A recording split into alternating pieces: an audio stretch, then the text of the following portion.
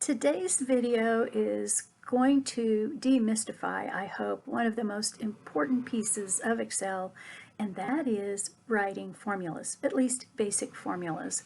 And there are several reasons, I think, why people are a little afraid of formulas. First of all, I think a lot of people work in Excel maybe even every day, but what they do is data entry, and someone else has, one, created the spreadsheet, and then two, added in the formulas. So when you do your data entry, it's just sort of mystical and magical how those answers change. Now we would like to, I think, fix that so you understand what's going on. The other thing that happens is when people start to write formulas is sometimes they think, I think it's a huge spreadsheet, so that formula has to be really complicated too. And in fact, a lot of times your formulas don't have to be any more complicated than, say, elementary school math with just addition, subtraction, multiplication, and division. So we're going to start with the basics and look at how to write a very simple formula. Hi, I'm Terry, one of the Consumer Technology Specialists for Mid-Continent Public Library, and let's start with some guidelines that will help us write those formulas. To write a basic formula in Excel, the most important of these guidelines is the very first one here, where all formulas must begin with an equal sign. If you forget to add in that equal sign at the beginning, then Excel interprets whatever you write as text, and it will show up in the cell on the left-hand side of that cell. So when you write a formula, and you add in that equal sign at the beginning, the formula shows up in the formula bar, whereas the answer to that formula shows up in the cell. So it becomes very evident very quickly if you have forgotten the equal sign. So first off, most important, always add an equal sign, or actually start with an equal sign and then write your formula. For very simple Excel formulas, you're going to use math operators, just like you did in elementary math. You're going to use the plus sign, the minus sign, multiply, and divide. Now, when we look at those symbols, the asterisk is for multiply and the forward slash is for divide. The forward slash is sometimes tricky for people to remember because there's also a backward slash. So with the forward slash, if you can visualize how you write fractions, say 1/2, and you use that slanted line for your fractions, well, that slanted line for fractions means divide, just like it does for Excel formulas. Let's see where we can find those four operators on your keyboard. And we're first looking at the keyboard itself. And if you notice, the backspace key is in the upper right of your keyboard as shown here. Now to the left of the backspace key, we have the plus key. And below plus is actually the equals key. So to get a plus sign, you need to hold down the shift key and press that plus key to get a plus sign. To the left of that key, you have the minus key. And with this, you don't need the shift, you just simply press the minus key and you have that added to your formula. Now if we go about 3 keys over, you'll see that this one has an 8 under it, but if you hold down the shift key, that is where you find the asterisk for multiply. So 3 of the 4 keys all kind of in a row here at the top part where you have the numbers on your keyboard and just to the left of backspace. Now the 4th key is a little bit different. Here it's just to the left of the right shift key, and this is where you find that forward slash. Again, no shift key for this one. You simply press the key and you get the forward slash.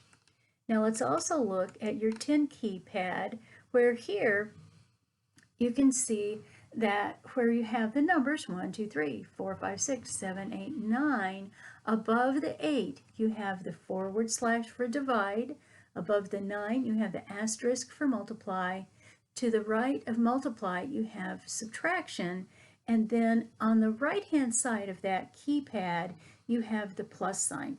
And evidently, people use plus so often that it's a really large target on your keyboard. Now let's actually do some examples, and you'll notice that in B1 I have placed a value of 15, and in D1 I have placed a value of 5, and I've even highlighted those cells just so they're a little easier to see. And then over on the right I have a reminder of our Excel formula rules that we want to follow. And so let's go to B3 where it says let's add. All right, well, we know to start with an equal sign. And let's see, I want to add B1 and D1. One of the ways I can do that is just type in B1 and then find the plus sign, and then I can type D1. And before I press enter, notice that this is color coded. So the B1 is blue, and in B1 we now have this blue border around that particular cell. And D1 also has, I'm not quite sure if that's pink or purple or somewhere in between, but it's a pinky kind of color. And then in D1, again, around D1, we have a border of that, whatever that color is. And then we can press enter, and it gives us the correct answer of 20.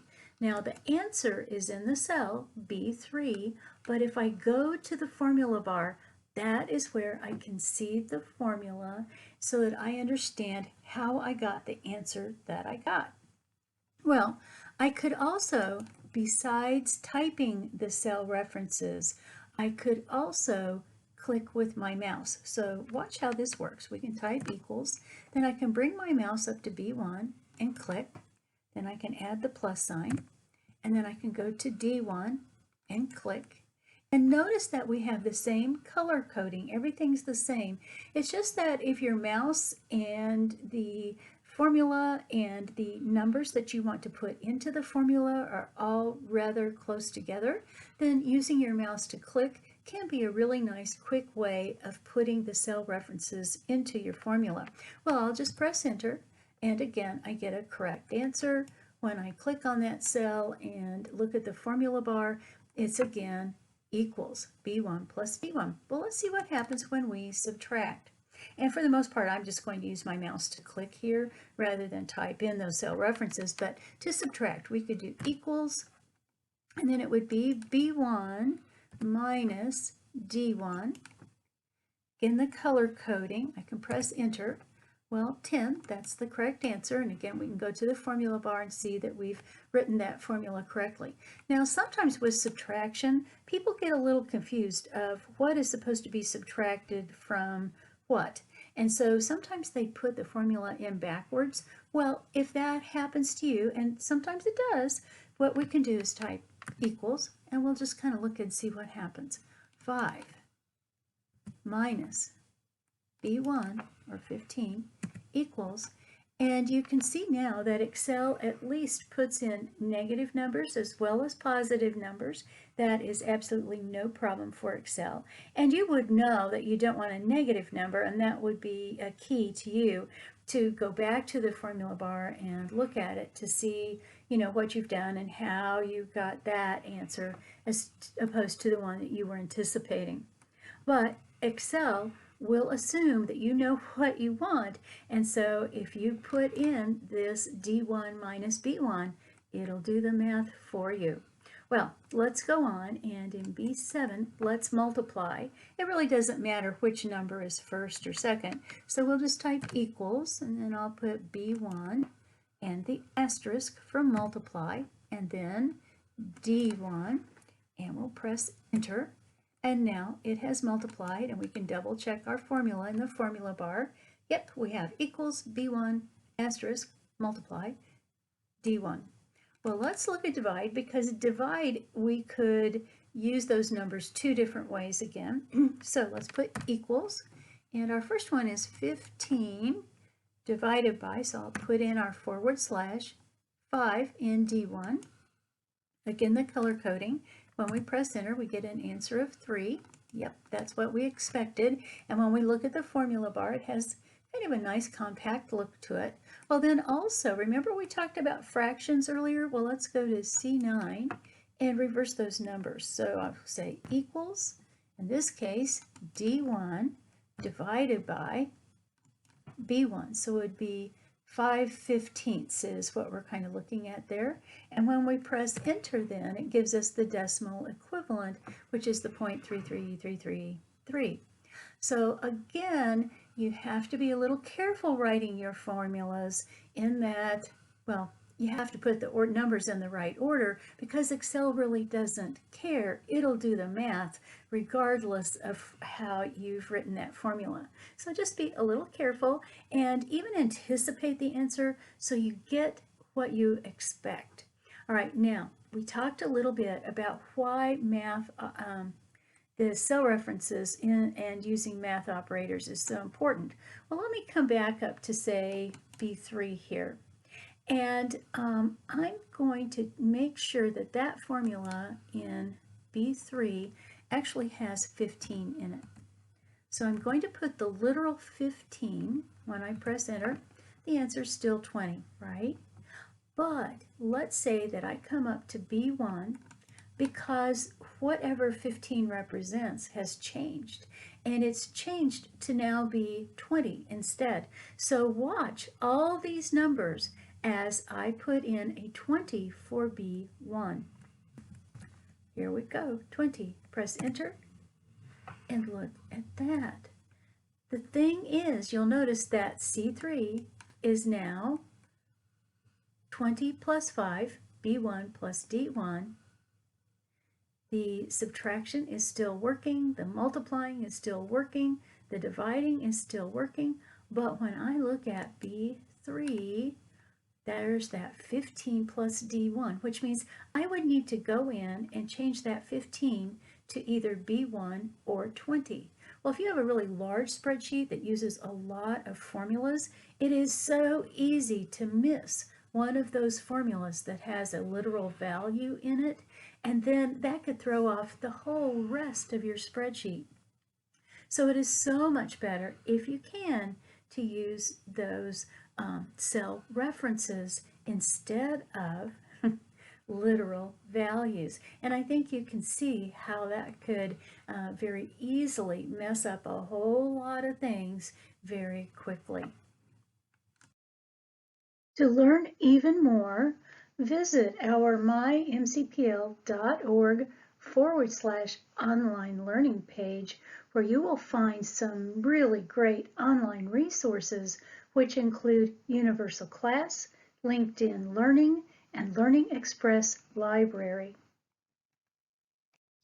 Tune in each week as we introduce new videos on a variety of tech topics. You can find us at 1 o'clock on Wednesday and Friday and 2 o'clock on Tuesday. Be sure to find us on Facebook at MCPL 360, or if you prefer, be sure to subscribe to our YouTube channel at MCPL-MO, where you can find our MCPL Consumer Technology Resources playlist.